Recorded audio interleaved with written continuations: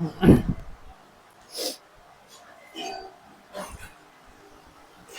Morning साथियों, आप सभी का स्वागत है हमारे इस प्यारे चैनल डू फॉर यू पर।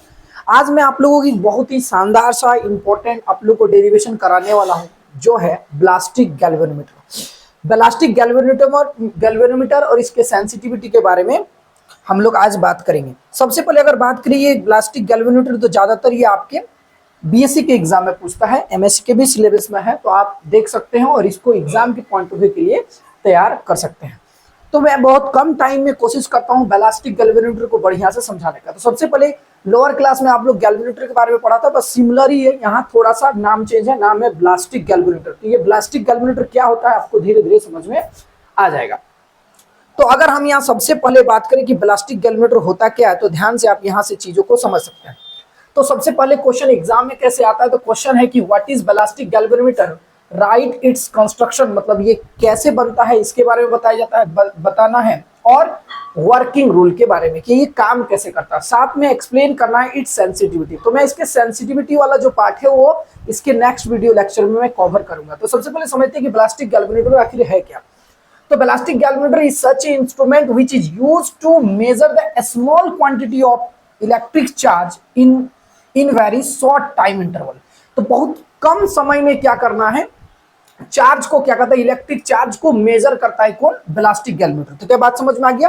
तो ballistic galvanometer is such a instrument which is used to measure the small quantity of electric charge in very short time interval. तो बहुत ही कम टाइम में क्या करता है, इलेक्ट्रिक चार्ज को क्या करता है, मेजर करता है ब्लास्टिक गैल्वेनोमीटर। तो सीधा सीधी बात, अगर ब्लास्टिक गैल्वेनोमीटर क्या है तो बोलोगे ब्लास्टिक गैल्वेनोमीटर जो है वो स्मॉल चार्ज को क्या करता है, मेजर करता है इन शॉर्ट टाइम पीरियड में, यानी कि शॉर्ट इंटरवल ऑफ टाइम में क्या करता है, इलेक्ट्रिक चार्ज को मेजर करता है। अब बात करते हैं कि इसका कंस्ट्रक्शन हम लोग कैसे करेंगे। तो ध्यान से समझना क्या लिखा हुआ है कंस्ट्रक्शन में। It consist of a rectangular coil ABCD, एक क्वाइल होगा ABCD of large number of turns, जिसमें लार्ज नंबर ऑफ टर्न्स होगा, और ये जो लार्ज नंबर ऑफ टर्न्स है वो किसका होगा, बोलो कॉपर का बना होगा, which is suspended inside a radial magnetic field, जो रेडियल मैग्नेटिक फील्ड के अंदर रखा गया है, and a soft iron is placed inside the coil to increase the strength of the magnetic field. अब इसको ऐसे मैं बना के समझा रहा हूं, मैं इसको बना के समझा रहा हूं, आपको समझ में आ जाएगा कि इसका डायग्राम हमको कैसे लिखना है। ठीक है, तो ध्यान समझा यहां पे। तो डायग्राम में बनाने के बाद आप लोग को कंस्ट्रक्शन फिर समझाता हूं। तो यहां पर क्या होता है, एक जो हमारा रेक्टेंगुलर क्वाइल है जिसका नाम है एबीसीडी, इस रेक्टेंगुलर क्वाइल को हम लोग क्या करते हैं, यहाँ पे ऊपर में क्या करते हैं, एबीसीडी जो रेक्टेंगुलर क्वाइल है उसको इसमें रेडियल मैग्नेटिक फील्ड अंदर में क्या कर लटका के रख देते हैं, सस्पेंडेड करते हैं। रेडियल मैग्नेटिक फील्ड क्या होता है मैं बताऊं कुछ देर बाद। रेडियल मैग्नेटिक फील्ड कुछ इस तरह होता है, ठीक है। ये मान लो नॉर्थ पोल है और ये हमारा साउथ पोल है, और इसके अंदर क्या करना है, एक क्वाइल को सस्पेंडेड कर देना है, लटका देना है। और ये जो वायर होता है वो फास्फोर ब्रॉन्ज का बना होता है। किसका, ये जो वायर है वो फास्फोर ब्रॉन्ज का बना होता है, फास्फोर ब्रॉन्ज का बना होता है। ये जो फास्फोर ब्रॉन्ज का जो वायर है वो क्या होता है, हाईली इलास्टिक मटेरियल से बना होता है, इलास्टिक मटेरियल। अब इलास्टिक मटेरियल क्या होता है आप लोग को पता होगा, इलास्टिसिटी के बारे में पढ़े होंगे कि अगर किसी इलास्टिक बॉडी में हम फोर्स लगाते हैं तो वो अपनी ओरिजिनल पोजीशन में आना चाहता है। तो इलास्टिसिटी होता क्या था, याद करो, elasticity is the properties of the body, है ना, tendency to regain the original position. मतलब इलास्टिक बॉडी में क्या होता है, इलास्टिक बॉडीज में क्या होता है, वो अपने ओरिजिनल पोजीशन में आना चाहता है। मैं आपको उसको डिटेल से भी समझाऊंगा, अभी गौर से देखो। तो यहां पर क्या करेंगे, ये रेडियल मैग्नेटिक फील्ड यहां पैदा कर दिए। इस रेडियल मैग्नेटिक फील्ड में एक क्वाइल होगा, जिस क्वाइल का नाम होगा एबीसीडी। कुछ इस तरह करके एक क्वाइल होगा, इस तरह करके एक रेक्टेंगुलर क्वाइल होगा, ऐसे एक क्वाइल है, और इस क्वाइल को रेडियल मैग्नेटिक फील्ड में लटका दिया गया है। इस क्वाइल का नाम होगा ए बी, समझ गया ना, ए बी, और यहां लिख देते हैं ए बी, यहां लिखते हैं सी, और यहां लिखते हैं डी। तो एबीसीडी क्वाइल है और इस क्वाइल में लार्ज नंबर ऑफ टर्म्स है। तो बहुत ज्यादा टर्म्स हम दिखा देंगे यहाँ पर, जितना ज्यादा टर्म्स दिखा सकते हो कोई दिक्कत नहीं है। और इसको इंसुलेटिंग मटेरियल से क्या कर दिया जाता है, लेमिनेटेड कर दिया जाता है। इस तरह करके एक large number of copper wire है। इस तरह, समझ में आ गया। तो यहां पर क्या है, यहां पे लार्ज नंबर ऑफ एक कॉपर क्वाइल है जिसका नाम क्या है ABCD, और इस क्वाइल को, इस रेक्टेंगुलर क्वाइल को रेडियल मैग्नेटिक फील्ड में रख दिया गया है। तो ये जो है रेडियल मैग्नेटिक फील्ड ऐसा मैग्नेटिक फील्ड है जो हर एक कंडीशन में क्या होगा, हर एक कंडीशन में magnetic line of force AC side के क्या होगा, परपेंडिकुलर होगा, और AB साइड के क्या होगा बोलो, पैरेलल होगा। तो ऐसे मैग्नेटिक फील्ड को हम रेडियल मैग्नेटिक फील्ड कहते हैं। तो यहां पर रेडियल मैग्नेटिक फील्ड जो होगा वो AC साइड का क्या होगा, AC साइड का परपेंडिकुलर होगा। माने AC कहने का मतलब है ये, इस ऐसे रेडियल मैग्नेटिक फील्ड है जो हमेशा इसके क्या रहेगा, परपेंडिकुलर, और इसके AB साइड का क्या रहेगा बोलो, पैरेलल। तो ऐसे मैग्नेटिक फील्ड को हम लोग बोलते हैं रेडियल मैग्नेटिक फील्ड। इसका नाम है रेडियल मैग्नेटिक फील्ड। और रेडियल मैग्नेटिक फील्ड के लिए इसका जो शेप रखा गया वो किस शेप का रखा गया, कॉनकेव शेप का रखा गया। जो मैग्नेट का जो फेस होता है, फेस जो मैग्नेट का जो फेस दिख रहा है आपको, वो किस शेप का है बोलो, कॉनकेव। तो कॉनकेव इसीलिए रखा जाता है मैग्नेट का फेस, ताकि ये कैसा मैग्नेटिक फील्ड पैदा कर सके, रेडियल मैग्नेटिक फील्ड पैदा कर सके। और इसको, इस स्प्रिंग को बैलेंस करने के लिए यहाँ पर एक स्प्रिंग लगा दिया जाता है, और ये भी किस मटेरियल का बना होता है, फास्फोरस ब्रॉन्ज का ही बना होता है। इस तरह करके समझ में आ गया, ऐसे करके इसको यहाँ से फिक्स कर दिया जाता है, और इसको एक बैटरी से हम लोग कनेक्ट कर देंगे। इसको एक बैटरी से क्या कर देंगे, यहाँ पर कनेक्ट कर देंगे, इसको पॉजिटिव टर्मिनल और इधर नेगेटिव टर्मिनल। कैसे बनाए देखा, ये नेगेटिव हो गया और ये पॉजिटिव हो गया। इस पॉजिटिव से करंट यहां से बहेगा, करंट ऐसे बहेगा, और ऐसे बह करके करंट ऐसे आएगा, ध्यान समझना। हाँ, करंट ऐसे बहेगा और ऐसे बह करके ऐसे जाएगा, फिर ऐसे बह के इधर जाएगा, फिर ऐसे बह के ऐसे जाएगा, पूरे में ऐसे धड़धड़ा के करंट बहेगा, और ऐसे ऐसे निकल करके ये फिर इधर से निकल के बैटरी के नेगेटिव टर्मिनल में पहुंच जाएगा। बात समझ में आ गया। और क्या करते हैं, इस कॉइल के अंदर एक सॉफ्ट आयरन सिलेंडर रख देते हैं। क्या रख देते बोलो, सॉफ्ट आयरन सिलेंडर। तो ये है क्या, तो ये है सॉफ्ट आयरन सिलेंडर है। सॉफ्ट आयरन क्या रख देंगे बोलो, एक मिनट, यहां रख देंगे सॉफ्ट आयरन सिलेंडर। क्या रख देंगे बोलो, सॉफ्ट आयरन सिलेंडर। तो ये जो दिख रहा है ये क्या है बोलो, ब्लास्टिक गैल्वेनोमीटर है। इसको यहां पर क्या कर देंगे बोलो, फिक्स्ड कर देंगे। तो ये जो दिख रहा है ये ब्लास्टिक गैल्वेनोमीटर का क्या है बोलो, डायग्राम है। अब ध्यान से यहां समझते हैं जो चीज मैं यहां समझा रहा हूं आप लोगों को। तो शुरू से ये स्टार्ट करते हैं फिर से।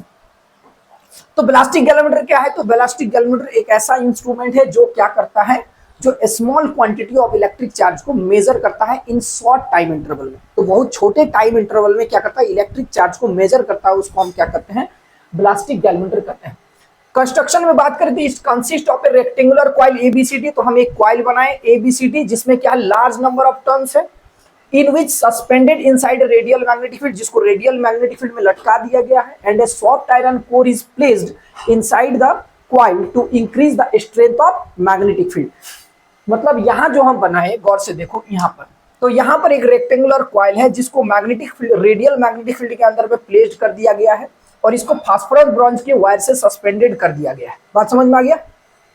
और इस कॉइल के अंदर जो है एक क्या कहते हैं, सॉफ्ट आयरन सिलेंडर रख दिया जाता है, ताकि इसके मैग्नेटिक फील्ड, जो ये magnetic field, radial magnetic field पैदा, इसके स्ट्रेंथ को, क्षमता को, कैपेसिटी को क्या कर दे बोलो, बढ़ा दे।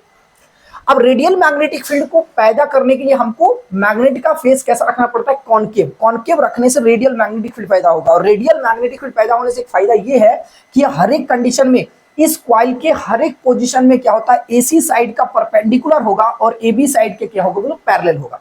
बात समझ में आ गया। तो ये जो पूरा डायग्राम था उसको हम लोग बोलते हैं ब्लास्टिक गैल्वेनोमीटर का डायग्राम।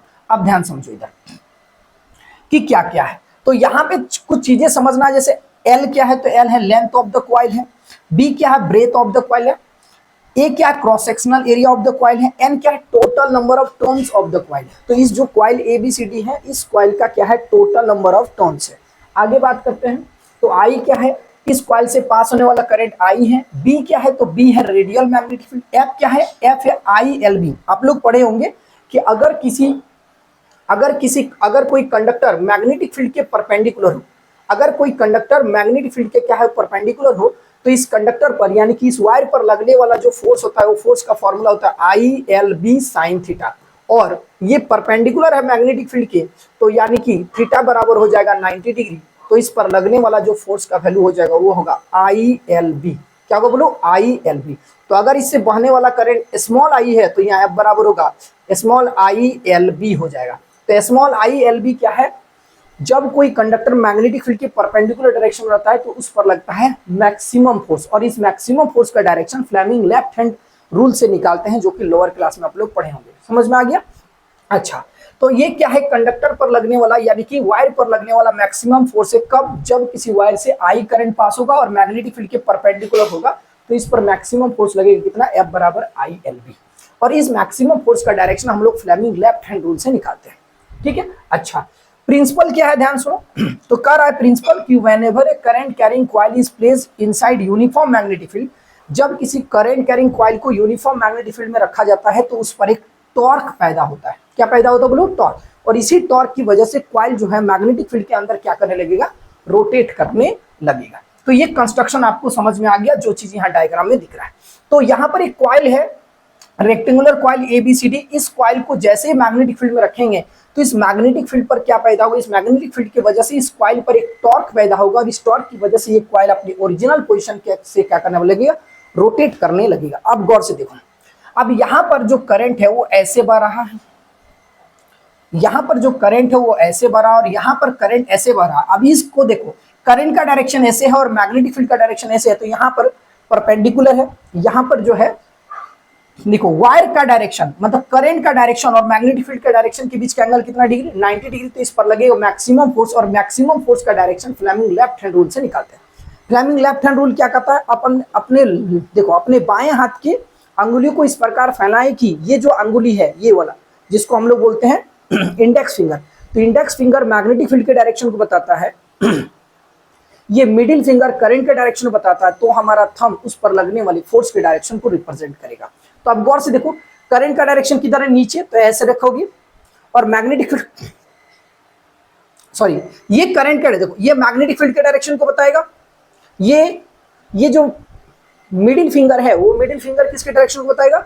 ये करंट फ्लो के डायरेक्शन को बताएगा। तो हमारा जो थंब है उस पर लगने वाले मैक्सिमम फोर्स के डायरेक्शन को बताएगा। तो यहां शो करो, मैग्नेटिक फील्ड का डायरेक्शन ऐसे है, मैग्नेटिक फील्ड का डायरेक्शन ऐसे है, और करंट का डायरेक्शन ऐसे है। तो अपने लेफ्ट हैंड को, कौन सा? लेफ्ट हैंड को इस प्रकार फैलाएंगे, लेफ्ट हैंड को इस प्रकार फैलाएंगे कि ये जो इंडेक्स फिंगर है वो मैग्नेटिक फील्ड के डायरेक्शन को रिप्रेजेंट, ये मैग्नेटिक फील्ड के डायरेक्शन को रिप्रेजेंट कर रहा है, और ये करंट के डायरेक्शन को जो मिडिल फिंगर है वो करंट के डायरेक्शन को रिप्रेजेंट करेगा। तो करंट हमारा किधर बढ़ रहा है? नीचे।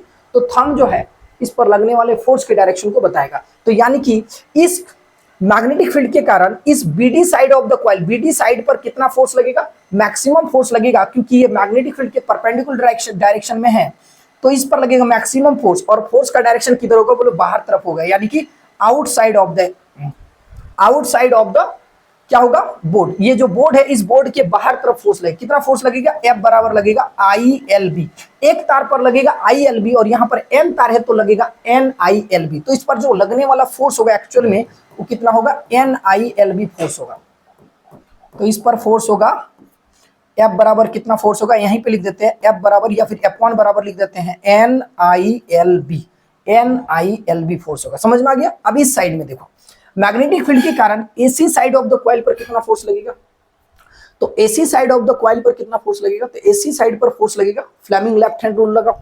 तो फ्लेमिंग लेफ्ट हैंड रूल कहता है कि हम अपने बाएं हाथ की 3 अंगुलियों को इस प्रकार फैलाएं कि तीनों अंगुलियां एक दूसरे के क्या हो? परपेंडिकुलर हो। अगर ये इंडेक्स फिंगर मैग्नेटिक फील्ड के डायरेक्शन को बता रहा है, मिडिल फिंगर करंट के डायरेक्शन को बता रहा है, तो ये हमारा थंब उस पर लगने वाले मैक्सिमम फोर्स के डायरेक्शन को बताएगा। तो ये क्या करो, मैग्नेटिक फील्ड का डायरेक्शन ऐसे है, मैग्नेटिक फील्ड का डायरेक्शन ऐसे है, करंट फ्लो का डायरेक्शन ऊपर तरफ है, तो इसको घुमाओ ऐसे। तो देखो ये जो थंब है वो किधर चला गया? अंदर की ओर चला गया। मतलब इस कॉइल के एसी साइड पर फोर्स लगेगा कितना? फोर्स तो इतना ही लगेगा, मैक्सिमम फोर्स लगेगा। एफ बराबर कितना? एन सॉरी कैपिटल एन है, तो capital N I L B force लगेगा, और ये फोर्स किधर लगेगा? बोलो अंदर तरफ। यहां पर फोर्स कितना लगेगा? तो देखो यहां पर फोर्स कोई फोर्स नहीं लगेगा, यहां पर एफ बराबर 0, क्योंकि फोर्स का फॉर्मूला होता है एफ बराबर I L B sine theta. और यहां देखो मैग्नेटिक फील्ड का डायरेक्शन भी ऐसे, और करंट फ्लो का भी डायरेक्शन ऐसे, तो दोनों के बीच का डायरेक्शन क्या है, सेम है। तो थीटा बराबर यहाँ 0 डिग्री, तो यहाँ पर कोई फोर्स नहीं लगेगा। तो यहाँ पर अगर थीटा 0 डिग्री है तो यहाँ पर कोई फोर्स नहीं, तो इस किनारे पर कोई फोर्स नहीं, इस किनारे पर भी कोई फोर्स नहीं। यहाँ पर जो फोर्स लगेगा वो बाहर तरफ, यहाँ पर जो फोर्स लगेगा अंदर तरफ। तो इसको F1 बोल रहे हैं, तो इसको क्या बोल रहे हैं, F2। अब गौर से देखो, अब गौर से समझने का कोशिश करो। ये मान लो कॉइल है ABCD। अब इस कॉइल के इस सिरे पर कोई फोर्स नहीं लग रहा, इस सिरे पर भी कोई फोर्स नहीं लग रहा, लेकिन इस साइड पर फोर्स लग रहा अंदर की ओर, इस पर फोर्स लग रहा है बाहर की ओर। तो ये दोनों फोर्स मिलकर क्या करेगा, इस कॉइल को, ये दोनों फोर्स मिलकर, याद करो, दो फोर्स मिलकर एक कपल फोर्स बनाता है, और इसी कपल फोर्स को क्या बोलते हैं, टॉर्क। और इसी टॉर्क की वजह से कॉइल अपने ओरिजिनल पोजीशन से रोटेट करे। अब यहाँ पर फोर्स ऐसे लग रहा है, यहाँ पर फोर्स ऐसे लग रहा है, तो ये दोनों फोर्स मिलकर इस कॉइल को इसके ओरिजिनल पोजीशन से क्या करेगा, रोटेट करना स्टार्ट कर देगा। ऐसे रोटेट करना स्टार्ट कर, तो रोटेट किसकी वजह से होता है, टॉर्क की वजह से। मतलब यहाँ क्या पैदा हो जाएगा, टॉर्क पैदा हो जाएगा। और इस टॉर्क की वजह से ये कॉइल अपने ओरिजिनल पोजीशन से क्या करने लगेगा, रोटेट करने लगेगा। जैसे ही ओरिजिनल पोजीशन से रोटेट करने लगेगा, तो ये फास्फोरस बोरॉन के वायर पर पड़ने लगेगा ट्विस्टेड, क्योंकि ये फास्फोरस बोरॉन के तार पर से लटका हुआ है। फास्फोरस बोरॉन का तार में इलास्टिसिटी का प्रॉपर्टीज पाया जाता है। तो इलास्टिसिटी देखो, जब ये कॉइल ऐसे घूमेगा तो देखो अंगुली पर क्या पड़ेगा, ट्विस्टेड पड़ेगा। ट्विस्टेड माने क्या, ऐठन मोचड़ाने लगेगा।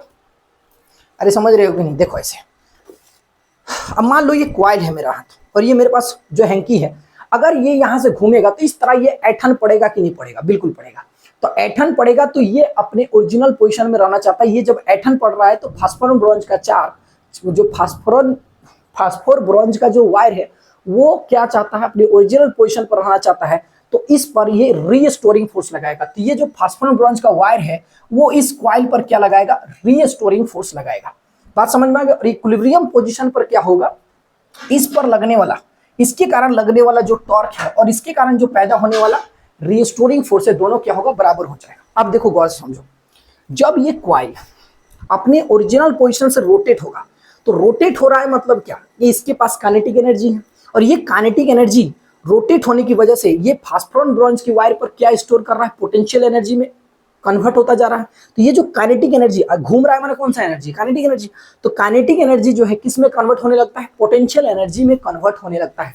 तो जब इस कॉइल रेडियल मैग्नेटिक फील्ड के कारण इस कॉइल पर टॉर्क पैदा होता है, ये टॉर्क की वजह से रोटेट करने लगता है, और रोटेट करने की वजह से जो कॉइल के पास जो काइनेटिक एनर्जी है, ये काइनेटिक एनर्जी पोटेंशियल एनर्जी में फास्फोरस बोरॉन के तार पर पोटेंशियल एनर्जी के रूप में स्टोर होने लगता है। लेकिन इक्विलिब्रियम कंडीशन पर, इक्विलिब्रियम कंडीशन मतलब क्या, मान लो कि ये कॉइल घुमा कुछ देर और घूम के जाकर रुक गया। रुक जाने का मतलब क्या है, इसके कारण लगने वाला टॉर्क और इसके कारण इस पर लगने वाला रीस्टोरिंग फोर्स, रीस्टोरिंग फोर्स जो कि पोटेंशियल एनर्जी के रूप में स्टोर हो रहा है, तो ये दोनों बराबर हो जाएगा। कैसे, देखो अब कैसे समझाएंगे इसको, ऐसे समझ लो। अगर ये मान लो घूम रहा है, तो ये इस पर ऐठन पड़ेगा, और ये ऐठन पड़ेगा, ऐठन यानी कि ट्विस्टेड होगा, और ये ट्विस्टेड होना नहीं चाहता है। तो ये घुमा घुमा घुमा, और एक टाइम के बाद ये घूमना बंद हो गया। घूमना बंद होने का मतलब क्या है, ये ऊपर वाला जो स्प्रिंग है, सॉरी स्प्रिंग बोल रहे हैं, क्या नाम है उसका, फास्फोरस बोरॉन का वायर है, ये ट्विस्टेड होना नहीं चाहता है। क्यों नहीं होना, तो शुरू से नहीं होना चाहता था। तो ये इसके अपोजिट डायरेक्शन में फोर्स लगाएगा, ये ऐसे घूमना चाहता है, और ये इसके अपोजिट डायरेक्शन में रहना चाहता है। क्योंकि ये ट्विस्टेड जब पड़ेगा, तो ट्विस्टेड की वजह से ये अपने ओरिजिनल कंडीशन में ही रहना चाहेगा। तो इसको तो जबरदस्ती हम ऐसे ट्विस्टेड करना चाहते हैं, देखो अंगुली को, लेकिन ये अंगुली ट्विस्टेड होना नहीं चाहता है, मतलब ये ओरिजिनल पोजीशन पर ही रहना चाहता है। इसका मतलब है कि कॉइल अगर कुछ देर घूमने के बाद अगर रुक गया, रुक जाने का मतलब है कि इसका जो सारा का सारा काइनेटिक एनर्जी जो है वो पोटेंशियल एनर्जी में कन्वर्ट हो गया, और काइनेटिक एनर्जी पोटेंशियल एनर्जी के क्या हो गया, बोलो बराबर हो गया। इसलिए ये दोनों इक्विलिब्रियम पोजीशन पर आ गया। तो इक्विलिब्रियम पोजीशन में हम लोग आगे क्या करेंगे, सॉल्व करेंगे। तो इक्विलिब्रियम पोजीशन कैसे पैदा हुआ, उम्मीद करते हैं बहुत अच्छा से बताए होंगे। चलो, तो सारा कहानी समझ में आ गया यहाँ पर। अब देखो एक एक करके हम लोग यहाँ समझते हैं। तो इसका प्रिंसिपल हम समझा दिए कि whenever current carrying coil is placed inside uniform magnetic field, जब मैग्नेटिक फील्ड में किसी कॉइल को रखा जाता है तो उस पर क्या पैदा होता है, बोलो टॉर्क। और इस टॉर्क की वजह से कॉइल रोटेट करने लगता है अपने ओरिजिनल पोजीशन पे, और जब ये रोटेट करता है तो ये फास्फोरस बोरॉन के वायर पर क्या करने लगता है, ट्विस्टेड करने लगता है। और ट्विस्टेड की वजह से फास्फोरस बोरॉन का चार अपने ओरिजिनल पोजीशन पे रहना चाहेगा, तो उसके कारण उस पर क्या लगाएगा, रीस्टोरिंग फोर्स लगाएगा। यानी कि कॉइल जो है अपना काइनेटिक एनर्जी किस में कन्वर्ट कर रहा है, पोटेंशियल एनर्जी में कन्वर्ट कर रहा है। और दोनों जब इक्विलिब्रियम में आ जाएगा तो इक्विलिब्रियम में kinetic energy of the coil is equal to potential energy of the phosphorus bronze के वायर के बराबर हो जाएगा। तो जब बराबर हो जाएगा, इक्विलिब्रियम कंडीशन में आ जाएगा, तब तो आगे और सॉल्व करेंगे और चार्ज का वैल्यू निकालेंगे, क्योंकि ब्लास्टिक गैल्वेमीटर की मदद से हम लोग क्या निकालते हैं, है ना, मेजर करते हैं, स्मॉल क्वांटिटी ऑफ चार्ज को मेजर करते हैं। ओके, आगे देखो, अब यहां देखो क्या बोला, वर्किंग क्या बोला, वर्किंग कैसे काम करता है, तो कह रहा है कि whenever I current passing through the coil, जब कॉइल में हम करंट पास कराने लगते हैं तो क्या होता है, force experience by A B side of the coil is, A B side यहाँ क्या बना है, ए बी साइड इसको बना दिए, अच्छा ए बी साइड इसको बना दिए क्या, तो इसको ए सी लिख देते हैं, कोई बात नहीं, यहाँ हम इसको हम ए सी लिख देते हैं। तो यहाँ पर क्या करोगे, यहाँ पर ए सी साइड कर देते हैं, तो लिखेंगे force experience bye AC side of the coil, क्या लिख देंगे बोलो, AC side of the coil. AC side of the coil पर कितना फोर्स लगेगा, देखो कॉइल के एक तार पर कितना फोर्स लगेगा, F बराबर ILB फोर्स लगेगा, कितना तार है, N तार मौजूद है, तो N तार पर कितना फोर्स लगेगा, NILB, जो कि मैक्सिमम फोर्स होता है। तो force experience bye AC side of the coil, coil के AC साइड पर कितना फोर्स लगेगा, F1 बराबर फोर्स लगेगा NILB, NILB। फिर लिखें the force experience bye CD side of the coil, तो CD side of the, CD नहीं होगा, AC आया तो इसके बाद क्या आएगा, AC आने के बाद आएगा BD, AC साइड पर लगा फोर्स जिसको हम F2 बोल रहे थे, तो यहाँ F2 ये लिख देते हैं पिक्चर के हिसाब से, यहाँ क्या लिख देंगे बोलो, यहाँ लिख देंगे F2, यहाँ लिख देते हैं F2, F2 बराबर क्या हो गया, NILB, इसको चाहो तो हम इक्वेशन नंबर 1 मान सकते हैं। फिर लिखेंगे force experience bye, force experience bye क्या लिखोगे, फोर्स एक्सपीरियंस बाय क्या लिखोगे, फोर्स एक्सपीरियंस बाय क्या लिखोगे, BD side of the coil, क्या लिखोगे बोलो, BD side of the coil, BD side of the coil. तो BD side of the coil पर कितना फोर्स लगेगा, F बराबर NILB, NILB, ये हो गया इक्वेशन नंबर 4, ये इक्वेशन नंबर 2 हो गया। अब ये दोनों फोर्स का वैल्यू सेम है, डायरेक्शन अलग अलग है, तो ये दोनों फोर्स मिलकर एक कपल फोर्स बनाएगा और इसी कपल फोर्स को टॉर्क बोलते हैं। टॉर्क की वजह से ये कॉइल मैग्नेटिक फील्ड में ओरिजिनल पोजीशन से क्या करने लगेगा, रोटेट करने लगेगा। कैसे रोटेट करेगा हम तो बता ही दिए, एक फोर्स ऐसे लग रहा है, एक फोर्स ऐसे लग रहा है, तो ये दोनों मिलकर कॉइल को क्या कराना चाहेगा, रोटेट कराना चाहेगा। बात समझ में आ गया। तो इसके वजह से क्या पैदा हो जाएगा, टॉर्क। तो लिखा हुआ है these two force makes a couple force which is try to turn the coil from the original position. तो ओरिजिनल पोजीशन से उसको क्या करना चाहेगा, टर्न करना चाहेगा, हेंस टॉर्क इज प्रोड्यूस। तो कितना टॉर्क पैदा होगा, तो टॉर्क का हम लोग फॉर्मूला पढ़े हैं, टॉर्क इक्वल टू फॉर्मूला होता है दोनों में से कोई एक फोर्स का वैल्यू, तो F1 into perpendicular distance, F1 into perpendicular distance. तो परपेंडिकुलर डिस्टेंस को क्या बोलते हैं, टॉर्क बराबर F1, F1 का वैल्यू आया NILB, NILB। और परपेंडिकुलर डिस्टेंस क्या होता है, परपेंडिकुलर डिस्टेंस जो होता है, देखो ना इन दोनों के बीच का परपेंडिकुलर डिस्टेंस क्या आएगा, इसके परपेंडिकुलर डिस्टेंस ये आएगा, इसको क्या बोलेंगे, ब्रेथ ऑफ द कॉइल। क्या बोलेंगे, ब्रेथ ऑफ द कॉइल। तो यहाँ लिखोगे breadth of the coil. Perpendicular distance है क्या, ब्रेथ ऑफ द कॉइल के बराबर है, तो टॉर्क बराबर होगा NILB और ब्रेथ ऑफ द कॉइल को बोलेंगे B। और L इंटू बी मिलकर क्या बनेगा, अगला स्टेप में ऐसे लिख सकते हैं NIL, सॉरी NI, यहाँ लिखो, ओहो NI, समझ में आ गया, NI और यहाँ B लिख दिए, और L इंटू बी मिलके क्या बन जाएगा, एरिया। तो यहाँ फॉर्मूला आ गया टॉर्क का, तो टॉर्क बराबर होगा NI, लेंथ इंटू ब्रेथ मिलके एरिया, ये आ गया। तो टॉर्क बराबर मेरे पास कितना है, टॉर्क बराबर आया NIAB, NIAB। B क्या है, तो मैग्नेटिक फील्ड है। बात समझ। अब लिखा हुआ है due to this torque coil rotates with angular velocity omega, और इस टॉर्क की वजह से कॉइल एंगुलर वेलोसिटी ओमेगा से क्या करने लगेगा, रोटेट करने लगेगा। तो ये जो कॉइल है वो कॉइल अब एंगुलर वेलोसिटी ओमेगा से क्या करने लगेगा, बोलो रोटेट करने लगेगा। जैसे ही ये रोटेट करने लगेगा तो इसके पास क्या पैदा होगा, काइनेटिक एनर्जी। और ये काइनेटिक एनर्जी की वजह से ये फास्फोरस ब्रॉन्ज का वायर जो है ट्विस्टेड होगा, तो ये काइनेटिक एनर्जी किसमें कन्वर्ट होगा, पोटेंशियल एनर्जी में कन्वर्ट होगा। और इक्विलिब्रियम पोजीशन में काइनेटिक एनर्जी और पोटेंशियल एनर्जी आपस में क्या हो जाएगा, बराबर हो जाएगा। चलो, तो यहां तक समझ में आया। तो फिर से एक बार पढ़ रहे हैं, टॉर्क पैदा हो गया due to this torque coil rotates with angular velocity omega, और इस टॉर्क की वजह से कॉइल एंगुलर वेलोसिटी ओमेगा से क्या करने लगेगा, रोटेट करने लगेगा। तो देखो टॉर्क का वैल्यू हमारे पास आ चुका था, टॉर्क बराबर मेरे पास कितना आया था, N I A B, N I क्या आया था, ए बी। अब देखो टॉर्क का एक फॉर्मूला होता है, टॉर्क बराबर होता है D L by D T, D L by D T. बोले सर कैसे, देखो फोर्स का फॉर्मूला जीवन में पढ़ा होगा, डीपी बाई डी टी। तो डीपी क्या था, लीनियर मोमेंटम, ये था rate of change in momentum is equal to force. तो उसी तरह होता है rate of change in angular momentum is equal to torque. तो टॉर्क बराबर होता है D L by D T, D L by D T होता है। तो यहां पर लिख सकते हैं हम लोग डी एल बाई क्या होता है बोलो, डी टी। आगे सॉल्व करेंगे तो यहाँ क्या लिखाएगा, एन आई ए बी। अब इसको क्रॉस मल्टीप्लाई करेंगे तो यहाँ डी एल बराबर हो जाएगा ठीक है ना, डी एल बराबर हो जाएगा एन आई ए बी, और ये डी टी जाके इधर मल्टीप्लाई होगा तो यहाँ आ गया डी टी। समझ में, आप दोनों को इंटीग्रेटिंग करेंगे, integrating both side, integrating both side. जैसे दोनों को इंटीग्रेशन करेंगे तो यहाँ इंटीग्रेशन आएगा डीएल बराबर, यहाँ इंटीग्रेशन आएगा एन आई ए बी और इंटू आ जाएगा डी टी। देख लेते हैं थोड़ा,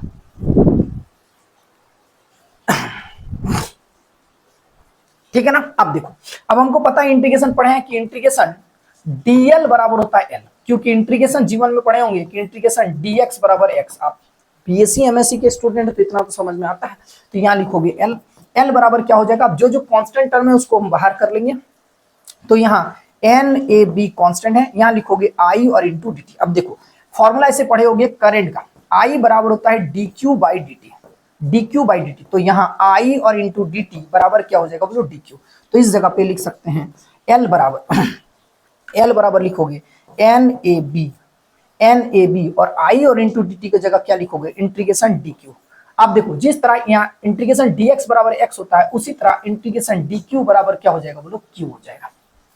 क्या हो जाएगा बोलो, q होगा। चाहो तो कैपिटल q भी लिख सकते हो तो यहाँ मान लो कैपिटल स्मॉल q हो जाएगा। ओके, तो यहाँ आ जाएगा l बराबर एन ए बी, और यहाँ क्या आ जाएगा बोलो, q आ गया। समझ में आ गया। अब देखो अगला स्टेप है यहां तक आ गया समझ में। अब एक पेज और ले लेते, तो मेरे पास L बराबर कितना आया, एन ए बी, और क्या आ गया बोलो, Q आ गया। अब देखो जीवन में कभी पढ़ा है कि लीनियर मोमेंटम बराबर होता है m इंटू v, लेकिन रोटेशनल मोशन में क्या होता है, लीनियर मोमेंटम नहीं होता है एंगुलर मोमेंटम। मतलब इस P के जगह आता है L, P के जगह क्या आएगा L। तो यहाँ L बराबर होगा कौन सा मोशन में, रोटेशनल मोशन में। तो ये रोटेशनल मोशन है कि नहीं है, तो रोटेशनल मोशन में है ना, देखो लीनियर मोमेंटम को P से डिनोट करते हैं, लेकिन रोटेशनल मोशन में आता है एंगुलर मोमेंटम, और एंगुलर मोमेंटम को इससे डिनोट करते हैं L से। तो रोटेशनल मोशन में P का प्लेस कौन ले लेता है बोलो, L ले लेता है। तो L जैसे लेगा, और कौन, मास का प्लेस लेता है मोमेंट ऑफ इनर्शिया यानी कि I, और V का प्लेस लेता है angular velocity omega, angular velocity omega. पढ़े होगे रोटेशनल मोशन में मोमेंट जो एंगुलर लीनियर मोमेंटम होता है वो एंगुलर मोमेंटम में रिप्लेस हो जाता है, मास जो होता है मोमेंट ऑफ इनर्शिया में रिप्लेस हो जाता है, और वेलोसिटी एंगुलर वेलोसिटी ओमेगा में रिप्लेस हो जाता है। तो इसी तरह करके L बराबर मेरे पास आया I और इंटू ओमेगा। I क्या है, मोमेंट ऑफ इनर्शिया है, इतना आप लोग को आइडिया तो होना चाहिए। अब यहाँ I और इंटू ओमेगा लिख दिए, बराबर हो गया एन ए बी, और इंटू क्या आया Q, और यहाँ से हम ओमेगा निकाल लिए। ओमेगा का वैल्यू मेरे पास कितना आया, N A B Q by I. अब इसी ओमेगा से क्या कर रहा है, ये जो कॉइल है वो रोटेट कर रहा है। जब रोटेट करेगा तो कॉइल के पास क्या पैदा होगा, काइनेटिक एनर्जी पैदा होगा। कौन सी kinetic energy, rotational kinetic energy पैदा होगा। ये काइनेटिक एनर्जी किसमें कन्वर्ट होगा, पोटेंशियल एनर्जी में कन्वर्ट होगा। क्या, कहां पर, कहां स्टोर होगा, फास्फोरस ब्रॉन्ज के वायर पर क्या होगा, स्टोर हो जाएगा।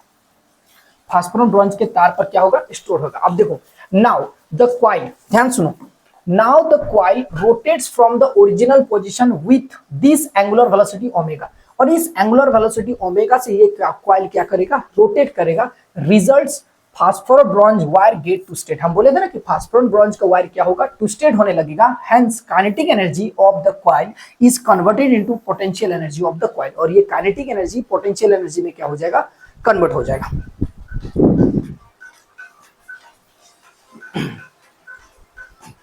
समझ में आ गया। काइनेटिक एनर्जी जो है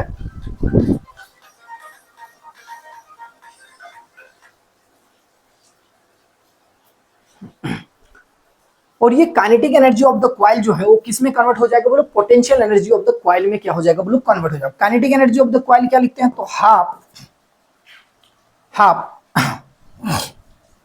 देखो kinetic energy of the coil rotational motion में क्या होता है, देखो ऐसे काइनेटिक एनर्जी का फॉर्मूला जीवन में पढ़ा होगा हाफ mv², लेकिन रोटेशनल मोशन में काइनेटिक एनर्जी का फॉर्मूला होता है हाफ आई और इंटू ओमेगा का स्क्वायर। तो काइनेटिक एनर्जी यहां होगा हाफ आई ओमेगा स्क्वायर, किस में कन्वर्ट होगा, potential energy of the coil में कन्वर्ट हो जाएगा इन इक्विलिब्रियम कंडीशन में। तो इक्विलिब्रियम कंडीशन में kinetic energy of the coil जो है वो potential energy of the coil के क्या होगा, बराबर हो जाएगा। Potential energy of the coil का formula, potential energy of the coil क्या होगा, हाफ सी थीटा स्क्वायर। अब हाफ सी थीटा स्क्वायर, अब यहाँ सी क्या हम समझा देते हैं, सी क्या हम समझा देते हैं, सी क्या है देखो। अब यहां ध्यान समझो कि ये सी क्या है, सी को क्या बोलते हैं, वेयर सी को बोलते हैं ट्विस्टिंग कोफिशिएंट ऑफ, क्या बोलते हैं, twisting coefficient of phosphor bronze wire, twisting coefficient of phosphor bronze wire, या फिर इसी को couple force per unit twist भी बोलते हैं, क्या बोलते हैं, couple force per unit twist, couple force per unit twist क्या बोलते हैं बोलो, couple force per unit twist. और थीटा को क्या बोलते हैं, थीटा को बोलते हैं deflection, angle of deflection, theta को हम लोग बोलते हैं एंगल ऑफ डिफ्लेक्शन,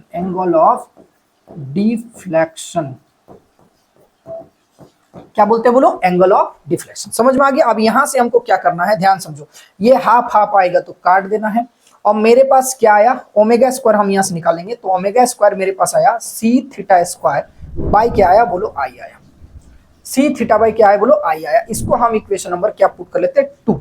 अब देखो ओमेगा का वैल्यू हम निकाल चुके थे, तो यहां अगला पेज में गौर से देखो, हाँ अगला पेज में मेरे पास क्या आया, ओमेगा का वैल्यू आया, ओमेगा स्क्वायर बराबर आया सी थीटा बाई क्या आया, सी थीटा स्क्वायर है, सी थीटा स्क्वायर और बाई क्या आया, आई आया, सी थीटा यही ना है, सी थीटा स्क्वायर बाई क्या आया बोलो, आई आया। अब देखो यहाँ ओमेगा का वैल्यू हम लोग कुछ देर पहले निकाले थे, ओमेगा का वैल्यू क्या आया था, थोड़ा पीछे जाके देखेंगे, N A B Q by I, N A B Q by I, N A B Q by क्या आया था, आई आया।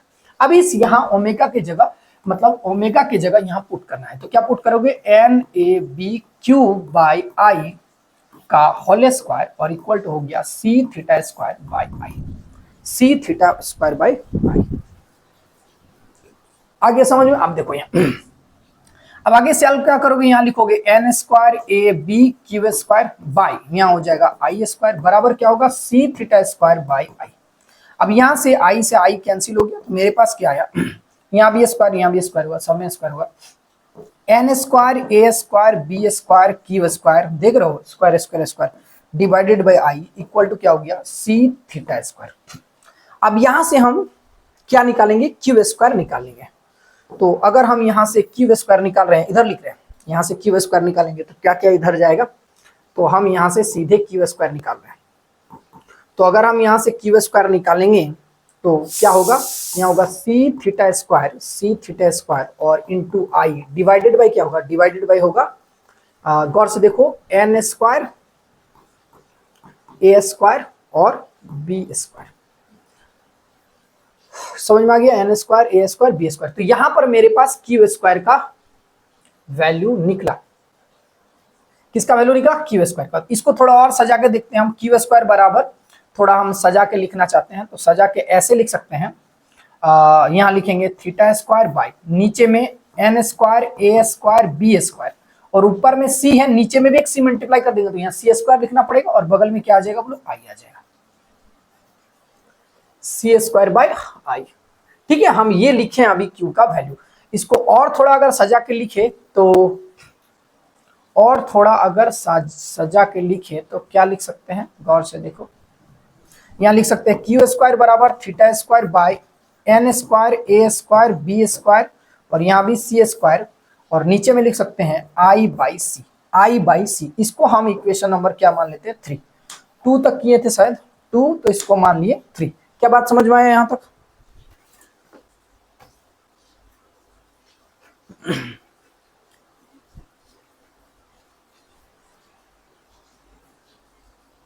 ओके, क्या इतना बात समझ में आ गया? ओके। अब क्या होगा जब कॉइल में, गौर से देखो यहां, जब कॉइल में यहां करंट पास करेंगे, इस देखो, जब यहां करंट में कॉइल पास करेंगे तो इस कॉइल में पैदा होगा ऑसिलेशन। क्या होगा? ऑसिलेशन। तो time period of the oscillation of the coil क्या होता है? तो time period of the oscillation of the coil का एक फॉर्मूला होता है, आपको याद रखना है यहां पर।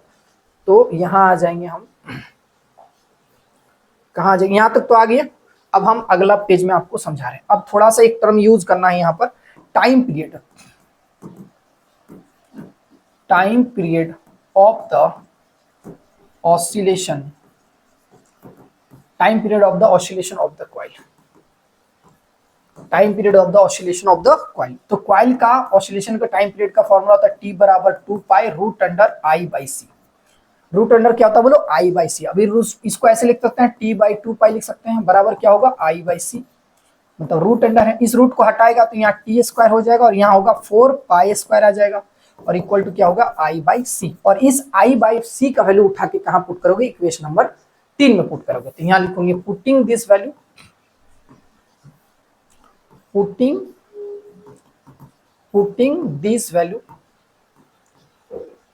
दिस वैल्यू, ठीक है, इन इक्वेशन 3। आसानी है, इन इक्वेशन 3। तो इक्वेशन 3 में हम इसका वैल्यू हमको क्या क्या करना है? पुट करना है। किसका? ये I बाई सी बराबर T square by 4 pi R square का वैल्यू हमको क्या करना है बोलो? पुट करना है। इक्वेशन 3 अभी बनाए, देखो ये है क्यू स्क्वायर बाई क्या क्या आ गया?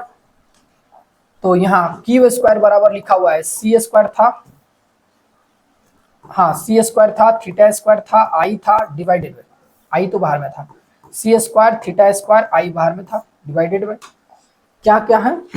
N square A square B square, N square A square B square और डिवाइड बाई क्या है बोलो? सी। उस जगह पे ये टर्म पुट करेंगे तो के स्क्वायर बराबर हो गया, ध्यान समझना, इसको ऐसे लिख सकते हैं C square by N square A square B square, समझ में आ गया? और यहाँ आई बाई सी, आई बाई सी की जगह क्या लिखोगे? ये वाला टर्म लिखोगे, आई के सब बाई सी की जगह लिखोगे T square by 4 pi square और थीटा को लास्ट में लिख देते हैं यहाँ थीटा स्क्वायर। अब यहाँ से क्यू निकाल लोगे तो क्यू बराबर सब में रूट चला जाएगा तो हो जाएगा सी स्क्वायर, यहाँ T square by N square A square B square और यहाँ आ गया 4 पाई स्क्वायर और थीटा भी स्क्वायर है। अब सबको यहाँ से निकाल लोगे तो हो जाएगा यहाँ सी टी बाई नीचे में एन ए बी और यहाँ हो जाएगा 2 पाई और यहाँ आ गया थीटा। अब ये वाला पूरा का टर्म जो है कांस्टेंट है, इसको के बोलते हैं। तो वेयर हम यहाँ लिख देते हैं, वेयर के बराबर हो गया, वेयर के बराबर हो गया सी बाई एन ए बी 2 पाई, जो कि है कांस्टेंट। आपको इतना समझना है, ये कांस्टेंट है। जब कांस्टेंट है तो लास्ट में मेरे पास क्या आया? लास्ट में मेरे पास इसी पेज में कर दें क्या? यहां कर देते हैं। तो लास्ट में मेरे पास इधर कर देते हैं, ठीक है। तो लास्ट में मेरे पास कितना आया? Q बराबर आ गया K और इंटू थीटा है। जब अब ये कांस्टेंट है, कांस्टेंट को हटाओगे प्रोपोर्शनल का साइन लगेगा तो Q directly proportional to theta. और इस तरह करके ब्लास्टिक गैल्वेनोमीटर जितना ज्यादा डिफ्लेक्शन होगा उतना ज्यादा करंट को मेजर करके बता देगा। तो Q डायरेक्टली प्रोपोर्शनल टू क्या आ गया बोलो? थीटा आ गया। अब ब्लास्टिक गैल्वेनोमीटर कॉइल जो है जितना ज्यादा डिफ्लेक्ट करेगा उतना ज्यादा चार्ज को क्या करेगा? मेजर कर देगा। तो मेरे पास चार्ज का वैल्यू निकालनी है। ब्लास्टिक गैल्वेनोमीटर क्या था? तो ballistic galvanometer is such instrument which is used to measure the small electric charge in short time interval. तो शॉर्ट टाइम इंटरवल में क्या मेजर करता है बोलो? चार्ज को मेजर करता है। और इस तरह करके हम चार्ज का वैल्यू निकाल दिए।